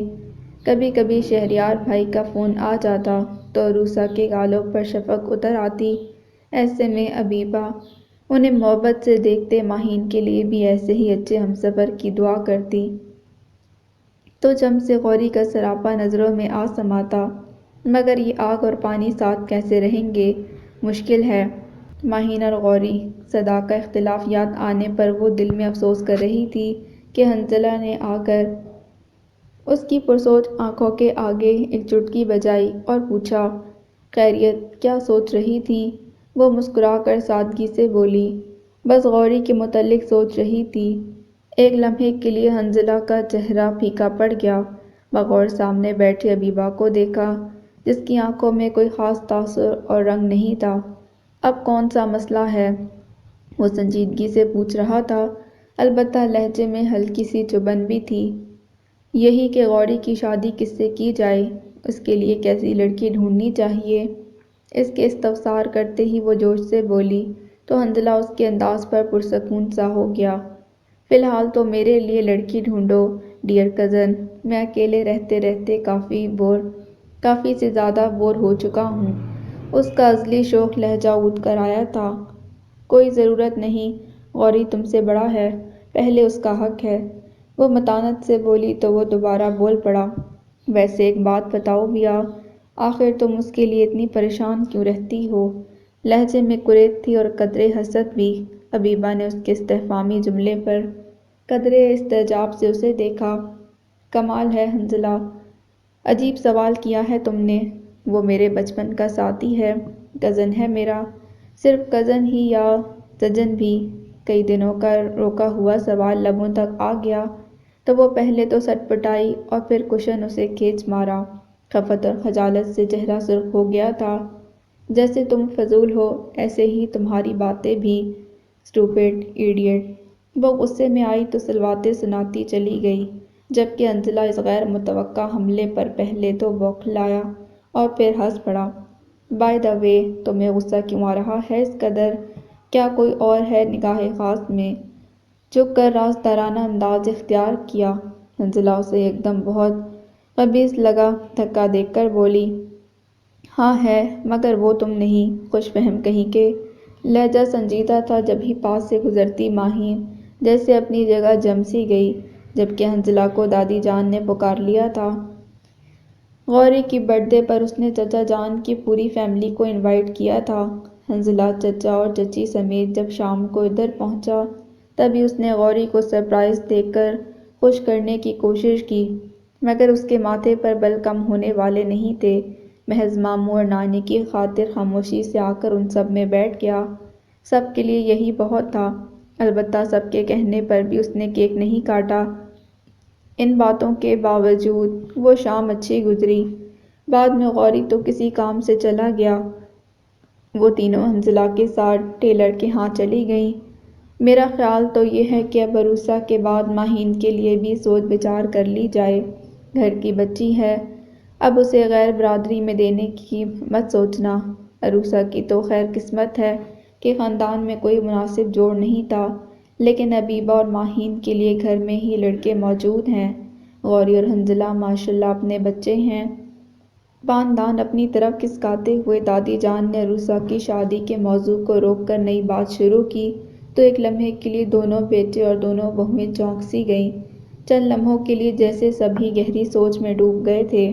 بات ہی ایسی تھی کہ کسی زاویے سے اختلاف اور اعتراض کی گنجائش محسوس نہیں ہو رہی تھی۔ غوری کو تو میں اچھی طرح جانتی ہوں، لاخود سر اور بظاہر لاپرواہ سہی، بہت سعادت مند بچہ ہے، جس طرف نظر ڈالو گی انکار نہیں کرے گا۔ اب چھوٹی بہو تم اور آذر بتا دو کہ حنظلہ کے لیے کس کو مناسب سمجھتے ہو۔ مناسب کی کیا بات ہے امی جان، دونوں بچیاں لاجواب ہیں۔ آذر صاحب بھتیجوں سے ازحد شفقت رکھتے تھے، اسی لیے بلا توقف بولے، بھئی مناسب سے میری مراد یہ ہے کہ مزاجوں میں مطابقت دیکھتے ہوئے فیصلہ کر لو، کیونکہ تم لڑکے کے ماں باپ ہو۔ طاہر اور بڑی بہو سے تو میں بات کر چکی ہوں، وہ فیصلے کا اختیار مجھے پہلے ہی سونپ چکے ہیں، تو یہی حق ہماری طرف سے بھی آپ کو حاصل ہے امی جان، جو بہتر سمجھے بتا دیں، ہمیں بھلا کیا اعتراض ہو سکتا ہے۔ آذر صاحب کو والدہ کے حکم سے سرتابی کی مجال نہ تھی، یوں بھی اپنی بیٹی نائمہ کا رشتہ انہوں نے ماں کی مرضی نہ ہوتے ہوئے بھی اپنے دوست کے ہاں طے کر دیا تھا، غالباً اس کی ہی تلافی کی جا رہی تھی۔ آذر صاحب نے جس سعادت مندی سے کہا، دادی جان کے ضعیف چہرے پر تبسم کھل گیا، تو پھر ٹھیک ہے، حنظلہ کی ماہین اور غوری کی حبیبہ سے نسبت طے کرنے کا آج میں فیصلہ کرتی ہوں۔ عروسہ کی شادی کے بعد باقاعدہ رسم ادا کر دی جائے گی۔ بات تقریباً پکی ہو گئی تھی، سب نے ایک دوسرے کو مبارکباد دی اور ماں کی دعائیں سمیٹتے رخصت ہو گئے۔ البتہ بڑی بہو حبیبہ اور غوری کے مستقبل کے بارے میں متفکر تھیں۔ حنظلہ آج کل فلائٹ پر گیا ہوا تھا، شادی چونکہ نزدیک تھی، لہٰذا کئی کام غوری کے سپرد کر دیے گئے تھے، جنہیں اس نے خوش اسلوبی سے نبھایا تھا۔ کچھ رشتے کا حق اور کچھ ماموں جان کی محبت تھی، جس نے اس میں احساس ذمہ داری پیدا کر دیا تھا، وگرنہ اس سے پہلے تو وہ محض اپنے لیے جیتا تھا۔ عروسہ کا رویہ بھی چونکہ ٹھیک تھا، اسی لیے دل میں گنجائش تھی۔ مومانی کا رویہ آنکھوں کے سامنے تھا، وہ اس سے محبت تو نہیں کرتی تھی، تاہم ہمدردی کا ایک وسیع سمندر موجزن رہتا تھا ان کے دل میں اس کے لیے۔ وہ اس کے غیر فطری رویے کو اس کی ذہنی بیمار باپ کی صحبت کا اثر سمجھتی تھی اور ٹھیک سمجھتی تھی۔ کبھی کبھی نند کو مشورہ بھی دیتی کہ غوری کو کسی سائیکیٹرسٹ کو دکھا دو، اور بس ان کی یہی بات غوری کو اندر سے کاٹ کر رکھ دیتی تھی۔ ابتدا میں اولاد نرینہ نہ ہونے کے باعث وہ سخت احساس کمتری کا شکار رہیں، مگر جوں جوں غوری کے مزاج کے جوہر کھلے، انہوں نے ادھر ادھر یہی کہنا شروع کر دیا کہ ایسی ضدی اور ہٹیلی طبیعت والا بیٹا نہ دیکھ کر قدرت نے ان پر ہی احسان کیا ہے۔ یہ بات اس نے اڑتے اڑتے سن لی تھی، اور انہی مشگافیوں کے باعث وہ اپنی ذات کے گرد بنے دائرے کو تنگ کرتا چلا گیا، اتنا تنگ کہ کبھی کبھی خود اسے بھی اپنا دم گھٹتا محسوس ہوتا تھا، مگر اب نہ صرف وہ اس خود ساختہ زندان کا عادی ہو گیا تھا، بلکہ لوگوں نے بھی اسے جہاں اور جیسا کہ اصول کے مطابق قبول کر لیا، سوائے حبیبہ طاہر کے، جسے ساکت پانیوں میں پتھر پھینکنے کا شغل جاری رکھ کر زندگی کے تکمیل پا جانے کا احساس ہوتا تھا۔ غالباً جب ہی اسے ہر دم ڈسٹرب رکھنے کی کوشش کرتی، کبھی کہتی غوری مجھے ٹیلر کے یہاں لے چلو، تو کبھی جیولر کی دکان کی طرف دوڑاتی، کبھی غصے کے لیے تمام مارکیٹیں چھانتے اس کی ڈانٹ ڈپٹ اور جھاڑ سنتی، تو کبھی اطمینان سے اس کے خرچ پر آئس کریم اور سنیکس اڑاتی جاتی، یوں جیسے یہ سب اس کا حق ہو، جبکہ وہ جی ہی جی میں بھنا کر رہ جاتا، اسے تو ذرا لحاظ نہ ہوتا تھا۔ بیچ بازار میں لڑنے کھڑی ہو جاتی، ہر بار گھر آ کر وہ اعلان کرتا تاکہ دوسری بار اس کے ساتھ جانے کا نہیں، مگر ہر بار دادی جان کے حکم کی لگام تھامے وہ اسے یہاں وہاں ہانکتی رہتی، پتہ نہیں یہ اتنی ڈھیٹ کیوں ہے۔ وہ اکثر اسے دیکھ کر سوچتا، وہ میرا کزن ہے، حق ہے میرا اس پر جیسے حنزلہ پر۔ پھر اگر اس سے نہ کہوں تو کس سے کہوں؟ یہاں ہے کون میرے نخرے اٹھانے والا؟ پاپا کو تو فرصت ہی نہیں ملتی۔ وہ منہ پھلا کر رونا روتی تو ماہین چلا کر وہاں سے اٹھ جاتی اور اس کے اٹھتے ہی وہ شکایتوں کا پلندہ پھینک پھانک اپنی تیاریوں میں مگن ہو جاتی۔ شادی کی تیاریاں تو شاید کبھی ختم نہ ہونے والی تھیں کہ انہی افراتفری کے دنوں میں نکاح کا دن بھی آ گیا۔ طاہر صاحب نے دل کھول کر ارمان پورے کیے تھے سب کے۔ ماہین اور حبیبہ کا کوئی پروگرام ایسا نہ تھا جسے پورا نہ کیا گیا ہو، اور اس میں ان کا معاون اور مددگار حنزلہ تھا۔ اسی دوران اس کی سالگرہ بھی آ گئی، جس پر حنزلہ نے ٹریٹ زبردستی وصول کی۔ ماہین تو خیر شروع سے غوری سے بدکتی، البتہ وہ زبردستی اسے گھسیٹتی رہتی۔ کبھی وہ لحاظ کر جاتا اور کبھی سب کے سامنے ڈانٹ کر رکھ دیتا، مگر وہ تو جیسے چکنا گڑا تھی، ٹل کر نہ دیتی۔ عروس آپیہ کے جانے سے گھر خالی خالی سا ہو گیا تھا۔ وہ جو کبھی ڈھنگ سے آنسو بھی نہیں بہاتی تھی، ان کی رخصتی پر خوب کھل کر روئی، اور حنزلہ نے ریکارڈ لگا لگا کر اس کا ایک ایک روپ کیمرے میں قید کیا، اور جس دن تصویریں دھل کر آئیں سبھی اس پر خوب ہنسے، حتیٰ کہ جب وہ غوری کے پاس البم لے کر گئی تو کئی تصویروں پر اس کے تند چہرے پر بھی مسکراہٹ دوڑ گئی۔ اف، اس وقت عپیہ اور شہریار بھائی کتنے خوبصورت لگ رہے ہیں، ہے نا غوری؟ خاص کر دلہن بنی عپیہ تو آفت لگ رہی ہیں، وہ انتہائی جوش سے اس کے شانے پر جھکی کہہ رہی تھی۔ بے ساختہ ہی غوری نے گردن گھما کر اسے دیکھا۔ صرف ایک لمحے کی بات تھی، اس کے اندر کا سارا شور جیسے یکدم اس کی ہنسی کی جھنکار میں دب گیا تھا۔ وہ چونکا اس وقت جب وہ اس کی خاموشی کو ناراضگی سمجھ کر جا چکی تھی۔ ادھر عروسہ اپنے تفریحی ٹور سے واپس آئیں، ادھر دادی جان نے طے شدہ نسبتوں کا اعلان کر کے گویا دھماکے کر ڈالے۔ حنزلہ، ماہین، غوری اور حبیبہ چاروں بیک وقت شدید جھٹکے سے دوچار تھیں۔ ایسا شاک کر دینے والا انکشاف ہوا تھا کہ سب حیران تھے، اور اس سے پہلے کہ کوئی مزاحمتی کارروائی ہوتی، دادی جان نے حبیبہ کو بلا کر بہت پیار اور ملائمت سے سمجھایا، بیٹا میں جانتی ہوں غوری ایک مشکل انسان ہے، مگر تم جیسی حساس اور محبت کرنے والی لڑکی کے لیے مشکل نہیں ہوگا۔ تم اپنی سادگی اور معصومیت سے اسے جیت لو گی، سمیٹ لو گی۔ مجھے امید ہی نہیں، یقین ہے کہ تم اس فیصلے کو دل سے قبول کرو گی۔ غوری اچھا ہے یا برا تم اسے ہمیشہ سے جانتی ہو، اسی لیے اس کے ساتھ زندگی گزارنا اتنا دشوار نہیں ہوگا جتنا کہ کسی اور کے ساتھ ہوتا۔ دادی جان نے حنزلہ کا نام نہیں لیا، گویا ان کے ذہن میں صرف ماہین اور حنزلہ کی ہی جوڑی طے تھی۔ حیرت اور استعجاب سے آنکھیں وا کیے وہ انہیں سن رہی تھی اور سوچ بھی رہی تھی۔ کہنے کے لیے اول تو اس کے پاس بہت کچھ تھا نہیں، اور موقع بھی دیا نہیں گیا۔ حنزلہ کے نام اور اس کے جذبوں کا جو احساس دل میں تنک بن کر بکھرا تھا، آنسوؤں کی بارش تو نہ بنا، البتہ وہ چپ ہو گئی تھی۔ مگر ماہین چپ رہنے والوں میں سے نہ تھی، اس کے سر پر آ سوار ہوئی۔ یہ سب کیا ہو رہا ہے حبیبہ؟ آخر تم چپ کیوں ہو؟ وہ بہت برہمی سے گویا ہوئی تھی۔ تو پھر کیا کروں بھلا؟ اب اپنی منگنی پر اٹھ کر بھنگڑا ڈالوں گی تو لوگ باتیں بنائیں گے کہ کیسی لڑکی، اسے ذرا شرم لحاظ نہیں۔ Shut up! ماہین نے درستی سے اسے ٹوک دیا۔ مجھے الجھاؤ مت۔ تم غوری جیسے جنگلی بندے کے لیے کس طرح راضی ہو گئیں، جبکہ تم اور حنزلہ تو محض اچھے دوست تھے، کزن تھے، اور اب بھی ہیں، آگے بھی رہیں گے اگر تم اجازت دو گی تو۔ بکواس مت کرو، تم اس طرح سب کو احمق اور بے وقوف نہیں بنا سکتی۔ میں اچھی طرح جانتی ہوں تمہارے اور حنزلہ کے احساسات کو۔ تم خود کو چھپا لو گی کیونکہ لڑکی ہو، مگر حنزلہ ایسا نہیں کر سکے گا، اور میں اپنے آپ کو اس پر مسلط نہیں کر سکتی۔ ماہین بری طرح بکھری ہوئی تھی، اس پر بھی غصہ تھا اور اپنی بے بسی پر بھی بری طرح سلگ رہی تھی۔ ایسے میں حبیبہ کی ہنسی آگ لگا گئی۔ کم آن ماہین، لگتا ہے حنزلہ جیسے اسمارٹ اور ہینڈسم بندے کے ساتھ منگنی کی خبر نے تمہارے حواس چھین لیے ہیں۔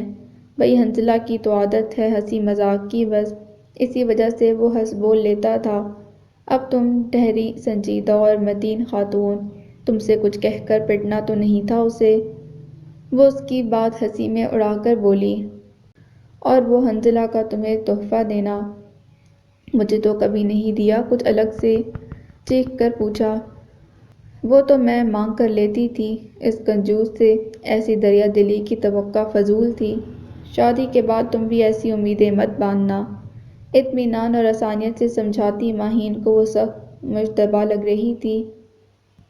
چپ کرو، میرا دل مت جلاؤ، تم چاہے کچھ بھی کہو، میں ہرگز زبردستی کا طوق گلے میں ڈالنے کے لیے تیار نہیں، میں خود حنظلہ سے بات کروں گی۔ ماہین کسی طرح مطمئن نہ ہوئی اور اٹھ کھڑی ہوئی۔ وہ شانے اچکاتی بظاہر لاپرواہی سے اپنے کام میں لگ گئی تھی، مگر در حقیقت ایسا تھا نہیں۔ حنظلہ اس کے ساتھ کتنا سنجیدہ تھا اسے احساس تھا، بلکہ کبھی کبھی تو وہ خود بھی اس کے کیف آ گئے لہجے کے خمار سے خود کو بامشکل بچا پاتی تھی۔ مگر یہ طے تھا کہ اسے حنظلہ سے تھا نہ محبت، اور محبت تو خیر اسے غوری سے بھی نہ تھی۔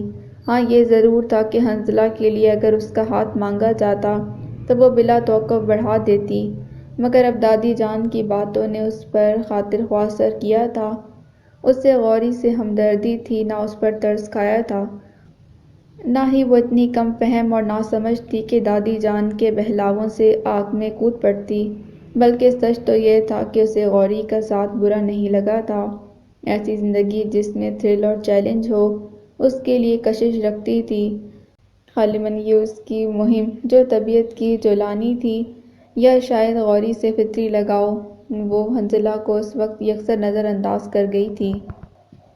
حنظلہ نے تو گھر میں ہنگامہ برپا کر دیا تھا، چچی جان اسے سمجھا سمجھا کر عاجز آ رہی تھیں، مگر وہ ایک لفظ سننے کو تیار نہ تھا۔ ہرگز نہیں ماما، میں نے کبھی ماہین کے لیے اس طرح نہیں سوچا، وہ ماں سے قریب تھا، اسی لیے باپ کے کمرہ چھوڑتے ہی ان سے الجھ پڑا۔ یہ تو نصیب کی بات ہے بیٹا، تمہاری دادی جان نے غوری کے لیے پہلے سے حبیبہ کا نام منتخب کر رکھا تھا، پھر بھائی جان اور بھابھی جان سے بھی تو کوئی اعتراض نہیں کیا، بیٹی ان کی ہے، ہم کیا کہہ سکتے ہیں بھلا، وہ رسانیت سے سمجھاتے ہوئے بولی۔ مگر بیٹا تو آپ کا ہے، کیا آپ اسے یوں نظر انداز کر دیں گی؟ حنظلہ نے جیسے تڑپ کر شکوہ کیا تھا۔ چچی جان محض نظر چرا کر رہ گئیں۔ پلیز ماما، آپ پاپا سے کہیں کہ وہ دادی جان سے بات کریں، وگرنہ میں کچھ کر گزروں گا پلیز۔ وہ منت سماجت پر اتر آیا تھا، یہ بات ہی اس کی برداشت سے باہر تھی۔ بے وقوف مت بنو حنظلہ، اب تو لڑکیوں کی نسبت باقاعدہ طے کی جا چکی ہے، نام لیا جا چکا ہے ماہین کا تمہارے ساتھ، اور غوری کی فطرت کا تو تمہیں اندازہ ہے، وہ غیظ و غضب پر اتر آئے گا، اس بات پر اپنی تذلیل سمجھے گا وہ اسے۔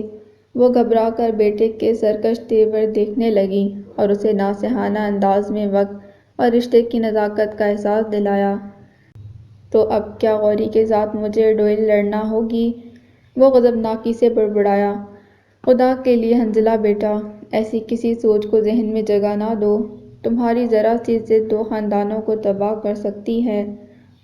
جوش سے نہیں ہوش سے کام لو بیٹا، رشتے خاندان جوڑنے کے لیے بنائے جاتے ہیں، نہ کہ پچھلے بندھن بھی ٹوٹ جائیں، سوچو بیٹا۔ اسے چھوڑ کر وہ باہر نکل گئیں۔ وہ بیٹے کی بے بسی محسوس کر رہی تھیں، مگر سوائے اسے سمجھانے کے کچھ نہ کر سکتی تھیں۔ وقت اپنا فیصلہ سنا چکا تھا، مگر حنظلہ ہارنے والوں میں سے نہ تھا، وہ اپنا ارمان پورا کرنے کا فیصلہ بھی کر چکا تھا۔ اس روز حبیبہ کا فون آ گیا، ملازم نے آ کر اطلاع دی تو وہ فوراً لاؤنج میں چلا آیا۔ چچی جان نے اسے 3 دن بعد کمرے سے نکلتا دیکھا تو کچھ سکون کا سانس لیا۔ ان 3 دنوں میں ماہین نے کئی بار اسے رنگ کیا، مگر وہ قصداً ریسیو نہیں کر رہا تھا۔ ہیلو بیا، کیسی ہو تم؟ یہ سب کیا ہو رہا ہے؟ اس کی آواز سنتے ہی وہ بڑی بے قراری سے بولا تھا۔ لمحے بھر کے لیے حبیبہ اپنی جگہ تھم سی گئی، اس کے لہجے میں جذبے آنچ دے رہے تھے۔ میں ایک دم فرسٹ کلاس ہوں، بالآخر وہ بولی، اور تمہیں مبارکباد کے لیے فون کیا ہے، کتنے بے مروت ہو تم، پلٹ کر ایک وش کال کرنا نصیب نہ ہوا تم سے۔ دیکھو میری بہن ماہین بہت نازک طبع ہے، اس کے ساتھ یہ رویہ نہیں چلے گا، میں تو محض کزن نما دوست تھی، برداشت کر گئی، مگر وہ تمہیں بخشے گی نہیں، کیونکہ اس کی جلاد فطرت سے خوب واقف ہو۔ خیر اس معاملے میں تو میری بہن بھی تمہاری طرح قسمت ہے۔ وہ ذرا کی ذرا رکی۔ حنظلہ نے کچھ کہنا چاہا مگر وہ دوبارہ سٹارٹ لے چکی تھی۔ وہ غوری صاحب کسی ہلاکو خان سے کم نہیں، مگر تمہیں تو معلوم ہے مجھے شروع سے اس کا یہی سٹائل بھاتا ہے۔ سب سے بڑی خوبی اس کی یہ ہے کہ آج تک کوئی صنف نازک اس کے گرد طواف نہیں کر سکی، اور نہ وہ خود کسی کے گرد پروانہ وار منڈلایا۔ بندہ ویسے بالکل برینڈ نیو ہے، وہ کہہ رہی تھی۔ حنظلہ اس کا لہجہ پرکھ رہا تھا۔ دم سادے اسے سنتے اسے لگا کہ حبیبہ کی آواز خوشی سے خنکدار ہو گئی، گویا اسے کوئی دکھ نہیں اور وہ یہاں سر پٹک رہا ہے۔ مگر تم بہت فضول ہو، 3 دن سے ماہین تمہیں رنگ کر رہی ہے، کہاں دفع ہو گئے تھے تم؟ مگر تم بہت فضول ہو، 3 دن سے ماہین تمہیں رنگ کر رہی ہے، کہاں دفع ہو گئے تھے تم؟ ٹھیک ہے کہ منگیتر ہو، اب ناز اٹھوانے کا خفقان بھی ضرور ہوگا، مگر ایسی بھی کیا بے مروتی؟ دیکھو اس پاگل لڑکی کو سمجھاؤ کہ ہم دونوں صرف اچھے دوست تھے، ایک دوسرے سے مذاق کر لیا اور بس، مگر زندگی سے آگے کی چیز ہے یار، سمجھاؤ اپنی منگیتر کو۔ اب تک چپ بیٹھا حنظلہ اس کی اس لمبی چوڑی خوشگوار تقریر پر پڑھتے ضبط سے سرخ ہو گیا تو جذبوں کی ایسی تذلیل، ایسی تضحیک، وہ تو چند لفظوں اور چند ثانیوں میں اس کی ساری شخصیت، اس کے خواب اور ارمان خاک میں ملا کر سب کچھ رونقتی چلی گئی تھی۔ ہیلو، اب کچھ بولو گے بھی یا میں ہی بولتی جاؤں؟ جھنجھلا کر وہ پھر چیخی تھی۔ تم چپ کرو تو میں کچھ بولوں گا نا، فی الحال صرف اتنا سن لو کہ میں کل آ رہا ہوں، ماہین سے خود نپٹ لوں گا، تم اپنی فکر کرو، کل مجھے تمہاری پروگریس رپورٹ چاہیے سمجھی۔ وہ حبیبہ طاہر تھی تو وہ بھی حنظلہ آذر تھا، اسے خود کو سنبھالنا اور اپنے جذبوں کی پامالی سے پہلے انہیں گوہر آبدار کی طرح دل کے دامن میں چھپا لینے کا فن آتا تھا۔ ہلکے پھلکے لہجے میں غوری کی طرف اشارہ کرتے ہوئے اسے شوخی سے چھیڑا اور مزید کچھ کہنے سننے سے پہلے فون بند کر دیا۔ ہر مسئلے کا کوئی نہ کوئی حل اور ہر زخم کا کوئی نہ کوئی مرہم ہوتا ہے۔ وہ خود کو سنبھال کر جب ماہین سے ملنے آیا تو پہلے ہی مرحلے پر حبیبہ کا سامنا ہو گیا۔ وہ غالباً اس وقت کالج سے لوٹی تھی اور بھوک بھوک کا شور مچا کر ماہین کو بوکھلا رہی تھی۔ ذرا جو رنج یا ملال کا شائبہ ہو اس کے چہرے پر۔ حنظلہ سر جھٹک کر رہ گیا، پھر اسے نہیں معلوم کہ ماہین اور حنظلہ کے درمیان کیا مکالمے ہوئے۔ خبر ملی تو بس یہ کہ اب ماہین مطمئن تھی۔ اس نے اپنے اندر جھانکا، کیا وہ بھی مطمئن ہے؟ دل میں خوشی نہیں تو غم بھی نہیں تھا۔ وہ گویا پرسکون ہو گئی اپنی اس کیفیت پر۔ چلو اندرون دل تو امن و امان ہے، اس نے سوچا، مگر باہر جو یہ غوری میزائل ہے، اس سے کیسے نباہ ہوگا؟ اے کاش میں نیوکلیئر انجینئر ہوتی، کم از کم ایسے نادر نمونے کو ہینڈل کرنے کا کچھ تو آئیڈیا ہوتا۔ صاحباں کے چائے میں چینی زیادہ کر دینے پر حسب معمول گرجتے برستے غوری کو دیکھتے اس نے قدرے تعصب سے سوچا، اور پھر اپنی سوچ پر خود ہی ہنس پڑی تو سامنے کھڑے غوری کی بھویں اس کے اس طرح کھلکھلانے پر تن گئیں۔ ماہین اپنے مسئلے سے باہر نکلی تو اسے حبیبہ کا خیال آیا اور ہر صورت اسے اس فیصلے سے انحراف پر اکسایا، مگر وہ بے فکری اور لاابالی پن سے شانے اچکا کر مزے سے بولی، ہونے دو جو ہو رہا ہے ڈیئر، غوری ہمارا کزن ہے، ہم اس کے بارے میں جانتے ہیں، اسی لیے اس میں نقص نکالتے ہیں۔ یہ تو سوچو کہ وہ جیسا ہے ہمارے سامنے ہے، جبکہ کسی اور کا کیا بھروسہ۔ میں خوش ہوں اور تم بھی زیادہ جیلس نہ ہوا کرو۔ میں جانتی ہوں غوری حنظلہ سے پورے 20% زیادہ ڈیشنگ ہے۔ آخر میں گردن اسے جلانے کو آنکھیں میچ کر بولی تو ماہین بنا کر اس پر چڑھ دوڑی اور وہ پہلی فرصت میں بھاگ کھڑی ہوئی۔ ایسے میں غوری کا سامنا ہو گیا تو وہ جھٹ اس سے بولی، غوری مجھے ماہین سے بچاؤ، نہیں تو تمہیں میرے ہاتھوں سے کوئی نہیں بچا پائے گا۔ نتیجہ تو خیر واضح تھا، اس کا جملہ غوری کو بھڑکا کر رکھ گیا تو ماہین بمشکل ہنسی روک کر ادھر ادھر ہو گئی تھی۔ اپنے آپ کو جانے کیا سمجھتا ہے، دیکھنا سارے بدلے لوں گی گن گن کر، حسرت ہی رہ جائے گی۔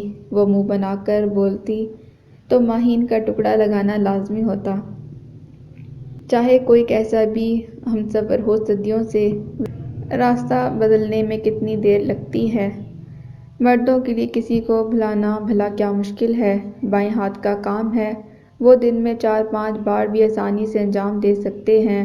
حنظلہ کا تو پھر انا کا معاملہ تھا، بقیہ کسر ماہین کے ساتھ استوار ہوئے رشتے نے پوری کر دی، خصوصاً جب عبیبہ اسے چھیڑتی تو حنظلہ کے نام پر کتنی گلابیاں ماہین کے گالوں پر ڈھلتی، دھوپ کی مانند اتر آتی تھیں، اور یہ منظر پھر اسے سارے منظر بھلا دیتا۔ یہی وقت کا تقاضا اور عقل کی ہدایت تھی۔ عبیبہ کے BA کرتے ہی شادی کی تیاریاں دونوں طرف سے شروع ہو گئیں۔ غوری جسے چند ماہ پہلے دادی جان نے اپنی محبت اور شفقت کے واسطے دیکھ کر سمجھایا بجھایا تھا، اس مرحلے پر خود سے سخت خوفزدہ تھا۔ وہ رشتوں کا ڈسا ہوا تھا اور اب رشتوں کی بالکل نئی ڈور میں بندھنے جا رہا تھا، اور ایسے میں اس کا دھیان عبیبہ سے ہٹ کر خود پر مرکوز تھا۔ پہلے ماہین کی شادی ہوئی جسے عبیبہ نے زور و شور سے انجوائے کیا، اور اس کے ایک ہفتے بعد عبیبہ مایوں بٹھا دی گئی۔ غوری نے اسی گھر میں اپنی زندگی کا روشن ترین دور گزارا تھا، ساری زندگی ماموں کے گھر میں رہا، ان کا احسان سہا، ماں کی وراثت کا حقدار ہوا تو بھی کیا، دنیا والوں کے منہ کون بند کر سکتا ہے۔ لہٰذا شادی کے موقع پر اس نے کہہ دیا کہ اس کی بارات اس کے اپنے فلیٹ میں جائے گی۔ تو گویا تم شادی کے بعد ہمیں چھوڑ کر جا رہے ہو، میرے بھانجے سے داماد بنے تو پچھلے رشتے بھلانے کے در پر ہو۔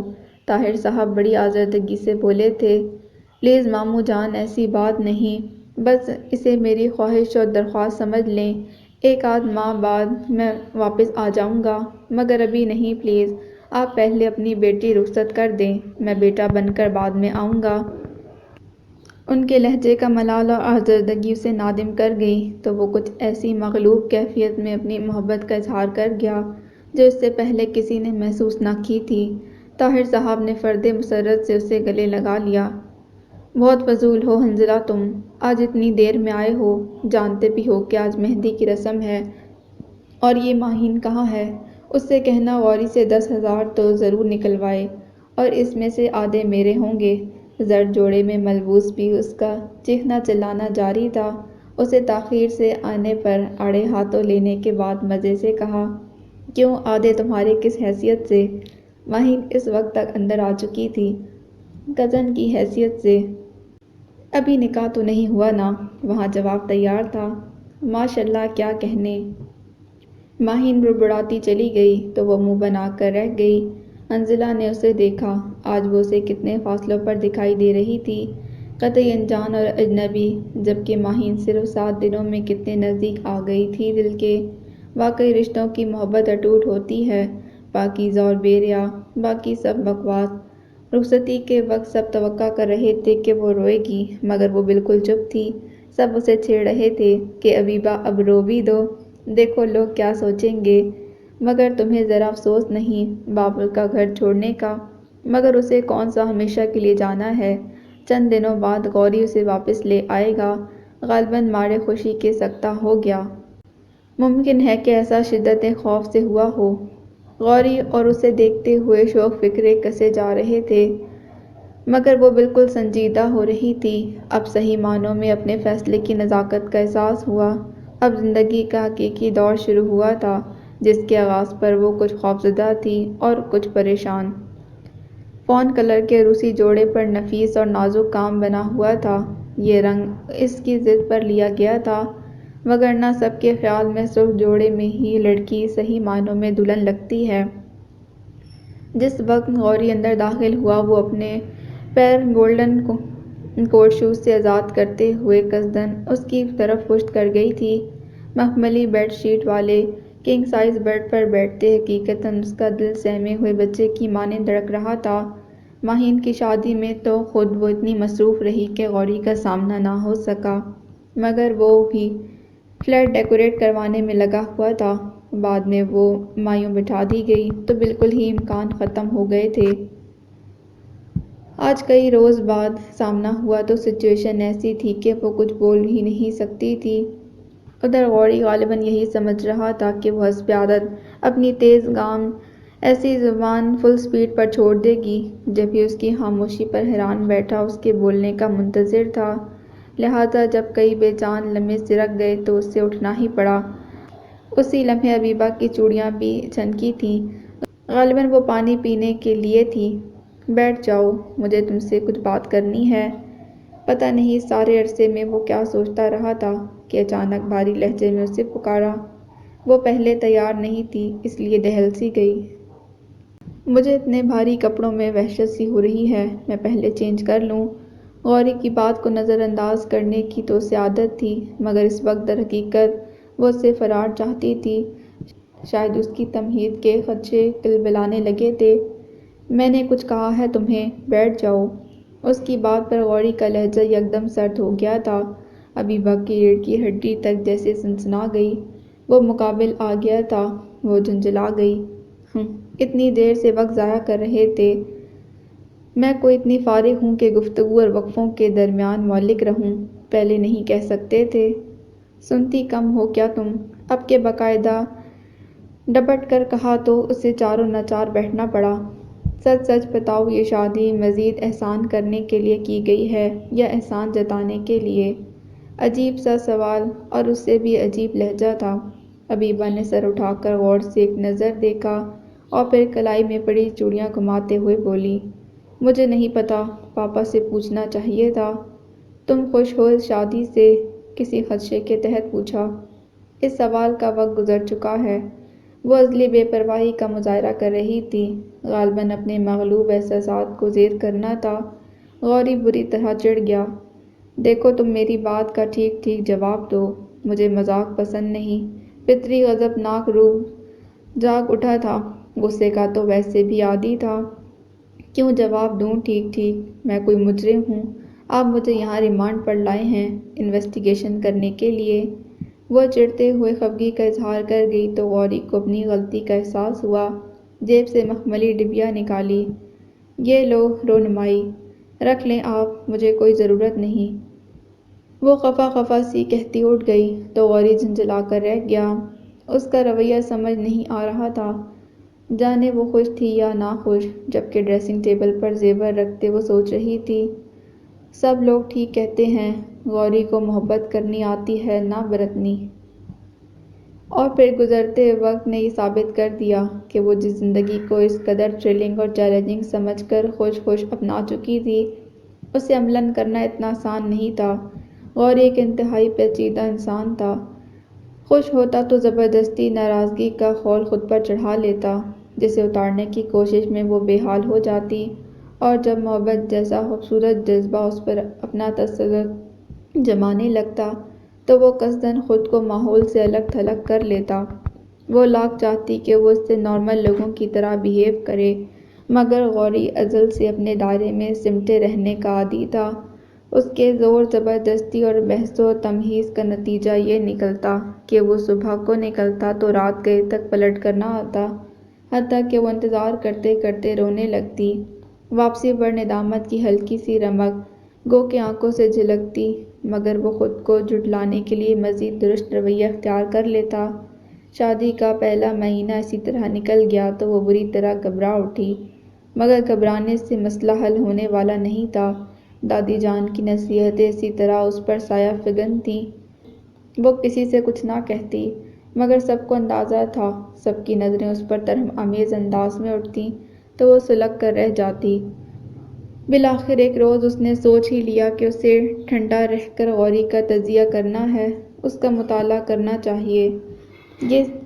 یہ سوچ خاصی حوصلہ افزا تھی۔ چنانچہ نتیجہ یہ نکلا کہ اس نے غوری کی ذات پر منسلک اس الجھی ڈور کا سرا تلاش کر لیا جو اس کی آج تک سمجھ میں نہیں آ سکا تھا۔ وہ لاشعوری طور پر اس خوف میں مبتلا تھا، جسے چاہے گا اسے کھو دے گا۔ لہٰذا حبیبہ نے پہلی فرصت میں اپنی ساری توجہ اور دھیان بظاہر اس کی طرف سے ہٹا لیا۔ اب نہ وہ اس کے آگے پیچھے پھرتی، نہ اسے کہیں جانے آنے پر راضی کرتی، اکثر اس کے آنے پر ادھر ادھر ہو جاتی۔ چند دن تو سکون سے گزر گئے، مگر رفتہ رفتہ غوری بے چین ہونے لگا۔ وہ محبتیں حاصل کر کے جھٹکنے کا عادی ہو چکا تھا۔ پیار بھرے مہربان چہروں کو اس کی جھڑکیوں نے دور کر دیا، مگر وہ اسی طرح خوش تھا۔ مگر جب حبیبہ نے اسے اہمیت دینی ہی چھوڑ دی تو وہ تلملا اٹھا۔ پہلے فرصت میں ماموں کے بے حد اصرار پر وہ اسے لے کر دادی جان کے پاس واپس لوٹ آیا۔ غالباً سوچا یہ تھا کہ وہ کچھ گھر والوں کا لحاظ کرے گی، مگر یہاں آ کر تو اس کی ہٹ دھرمیاں اور بڑھ گئیں۔ اب تو وہ حنظلہ اور ماہین کے ساتھ فنکشن وغیرہ میں بھی جانے لگی تھی۔ عروسہ کے یہاں جانا ہو یا ماہین کے یہاں، اب وہ مزے سے ہر جگہ آتی جاتی اور غوری کو آگ لگا دیتی۔ اسے برداشت کرنے کی عادت نہیں تھی۔ زندگی میں صرف 10 برس ضبط کیا تھا، پھر اس کے بعد یہ عادت اس پر حرام ہو گئی تھی۔ لہٰذا حبیبہ کی حد درجہ کی بیگانگی پر وہ بھی بپھر اٹھا۔ کہاں سے آ رہی ہو تم؟ اس روز وہ 2 دن چچا جان کے گھر پر رہ کر واپس آئی تو غوری کو سامنے سوالیہ نظریں لیے کھڑا پایا۔ کمرے میں داخل ہوتے ہی غصے سے اس نے سوال کیا، آپ کو کیا پرواہ؟ دروازہ لاک کر کے وہ رسانیت سے کہتی صوفے پر بیٹھ گئی، پرواہ ہے تبھی پوچھ رہا ہوں کہ کہاں تھی تم؟ انتہائی خشونت سے دریافت کیا۔ وہ جانتی تھی کہ وہ چہ بچہ ہو رہا ہے، پھر بھی سکون سے پشت صوفے کی بیک سے لگا دی۔ بڑی دیر سے خیال آیا آپ کو یہ سوال پوچھنے کا۔ طنز کا تیر چلاتے ہوئے وہ اسے لاابالی سی حبیبہ ہرگز نہیں لگی، جس کی ایک ہلکی سی مسکان اس کا دل لوٹ چکی تھی۔ But mind you Affan Ghori, یک بیک وہ تندی اور اشتعال سے کہتی اٹھ کھڑی ہوئی، اب میں آپ کو یہ اجازت نہیں دوں گی کہ آپ مجھ سے یہ سوال کریں۔ کس حد سے دریافت کر رہے ہیں آپ کہ میں کہاں تھی؟ وہ آپ پر زور دیتے ہوئے انتہائی ترشی سے بول رہی تھی۔ غوری لب بستہ گنگ رہ گیا اس لمحے۔ آپ کیا جانیں رشتے کیا ہوتے ہیں، انہیں کیسے برتا جاتا ہے؟ آپ تو اب تک کسی اور کے قصور کی سزا دوسروں کو دیتے آئے ہیں، آپ کو کیا معلوم کہ محبت کیسے کی جاتی ہے؟ آپ تو بس خود سے خوفزدہ دوسروں کو اپنے اندھے خدشوں، وہموں اور اندیشوں کے گہرے سمندر میں ڈبوتے آئے ہیں۔ کمزوریاں سب میں ہوتی ہیں، مگر ان کا سرعام ظاہر ہو جانا صرف انہیں تکلیف دیتا ہے جو خود کو غیر معمولی مضبوط ظاہر کرتے ہیں، مگر یہ باطن بری طرح شکستہ ہوتے ہیں، جیسے آپ ہیں۔ دوسروں کے محبت سے بڑھائے ہوئے ہاتھ جھٹکنا آسان ہے، مگر خود سے 2 قدم چل کر آنا کتنا مشکل ہوتا ہے، آپ جانتے ہیں۔ اپنی انا اور جھوٹی خودی کا زوم ہے جو آپ کو بے سکون کیے ہوئے ہے، اور ساتھ ہی ان سب کو بھی جو آپ سے محبت کرنے کے سزاوار ہیں۔ میرا قصور صرف یہی ہے کہ میں نے ہمیشہ آپ سے ایک اچھے انسان کو کھوجا، مگر آج کیا ہوا؟ آپ نے لوگوں کے یہ دعوے سچے ثابت کر دیے کہ عفان غوری ایک پتھر ہے جس سے سر تو پھوڑا جا سکتا ہے، اسے تراشا نہیں جا سکتا۔ نہ چاہنے کے باوجود آنسو گالوں پر امڑتے چلے آئے تھے۔ غوری کا سارا غصہ، اشتعال، غضب ناکی اس لمحے اس کے اشکوں میں ڈوبتی چلی گئی تھی۔ آگ پانی سے بجھ گئی تھی۔ غصہ تعاسف میں اور تعاسف ندامت میں ڈھلا تو وہ سسکیاں لیتی حبیبہ کے سامنے یکدم مجرم سا بن گیا۔ کمرے میں اس کی سسکیاں گونج رہی تھیں اور سامنے لفظ تلاش کرتا غوری چپ بیٹھا تھا، حتیٰ کہ اس نے ہتھیلیوں سے رخسار رگڑ کر آنسو صاف کیے اور اٹھ کھڑی ہوئی۔ غالباً باہر جانے کا ارادہ تھا، وہ لپک کر راہ میں آ گیا، دونوں ہاتھ بلا ارادہ اس کے شانوں پر ٹکا دیے۔ ہٹیں راستے سے، وہ حد درجہ شاکی تھی۔ پلیز رک کر ایک مرتبہ صفائی کا موقع نہیں دو گی؟ اف خدایا، یہ غوری ہی ہے یا میرا وہم ہے؟ پلکیں جھپکے بغیر اسے دیکھتے ہوئے ایک لمحے کے لیے متحیر رہ گئی۔ آئی ایم سوری، یقین کرو تمہیں دکھ دیکھ کر میں خود بھی پرسکون نہیں رہا، مگر کیا کروں، میرے ذہن اور دل میں ایک کشمکش سی تھی، جیسے اگر میں نے تمہیں خود سے قریب آنے دیا تو ایک روز تم بہت دور چلی جاؤ گی۔ یقین کرو میں تو ممی سے بھی کچھ نہیں کہتا تھا کہ جانے وہ مجھے چھوڑ جائیں، پاپا کی طرح، معصوم بچوں کی طرح اپنے خدشات بتاتے ہوئے یقیناً ماضی کے کھنڈروں میں چل پھر رہا تھا۔ حبیبہ اپنی اشک شوئی بھول کر اسے سننے لگی، جو آج زندگی میں پہلی بار نرمی سے گویا ہوا تھا، جو معذرت اور ندامت جیسے جذبوں کا سی نظر آ رہا تھا۔